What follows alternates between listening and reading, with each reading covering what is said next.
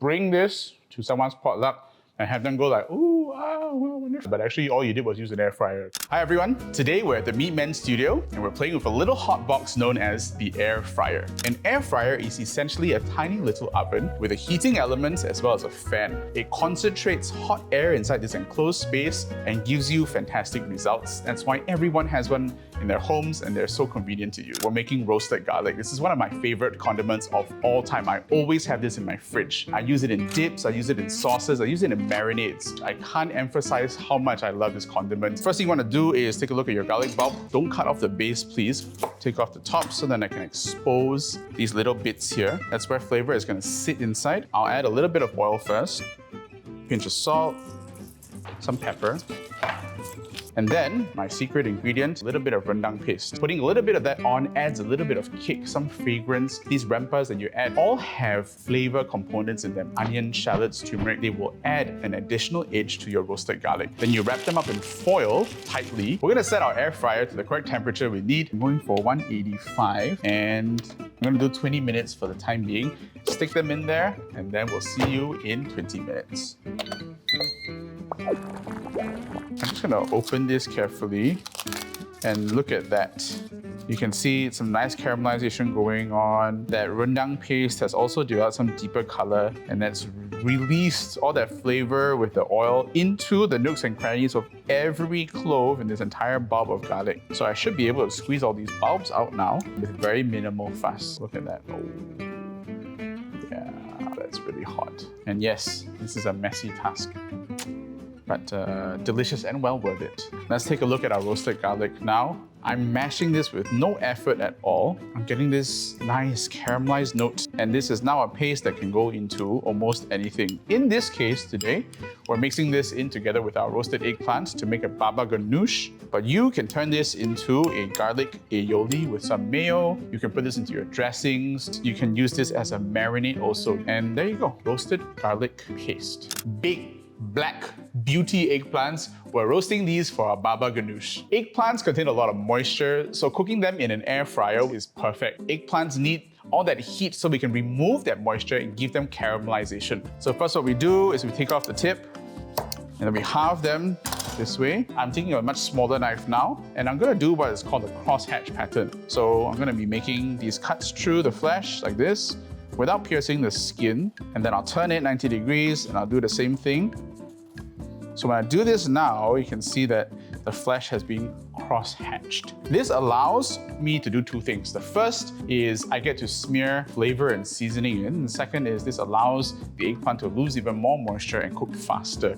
Because if not, it's quite a thick piece of meat and this will take quite a long time to cook if I don't cross-hatch it. We're using a yellow curry paste today. You can use any curry paste you want. Just take note that most of them have some sort of seasoning and there's a little bit of oil, so we don't need to add extra oil as we're roasting this eggplant. Now we're gonna roast these in an air fryer, 185 degrees Celsius, for about 20 to 25 minutes. All right, let's go.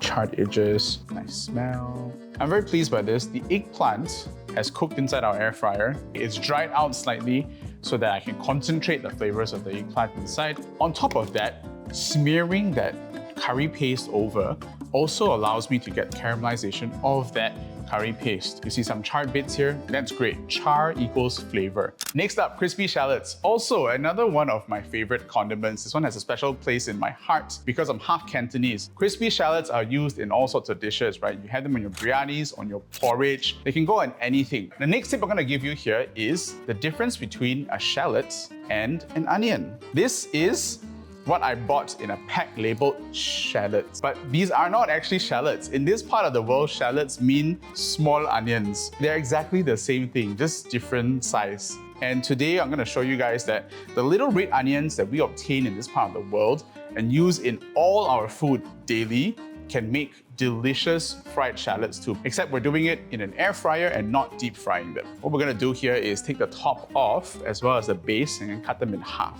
One good tip when you're slicing things is always find a stable base so that the item doesn't rock around. If I try and slice my shallots like that, I'm asking for trouble. You don't need them paper thin here as long as they're completely even.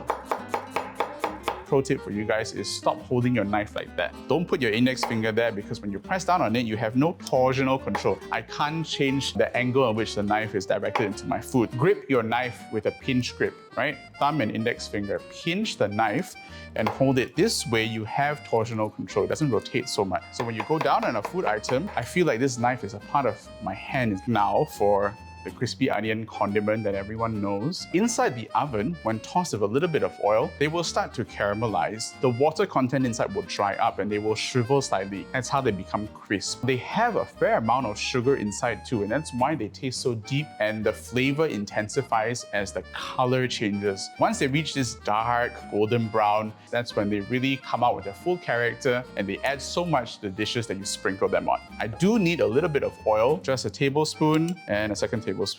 Another tip here is for you to preheat your air fryer so it's already hot when you add the onions in. If not, the air fryer is struggling to get up to temperature and it takes a longer period of time to cook because these items are cold.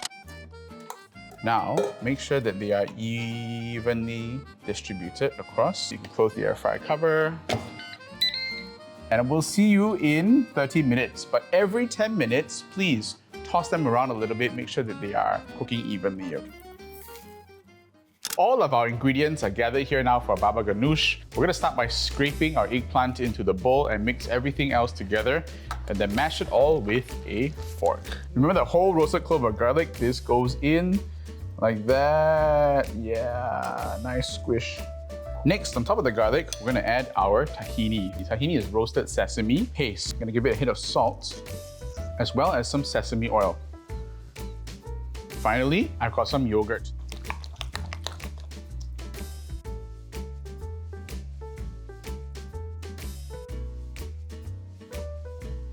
And finally, our pièce de résistance. Crispy onions. Don't stinge on this, okay? Don't be kiam about this. Take a nice handful, just go nuts all over the side. And there you have it.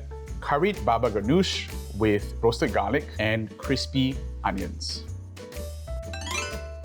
So many fun flavors going on in there. There's no other way I can describe this. This is baba ganoush, but with a clearly local twist. Cheers, everybody. Cheers! Yeah. Now you're cooking.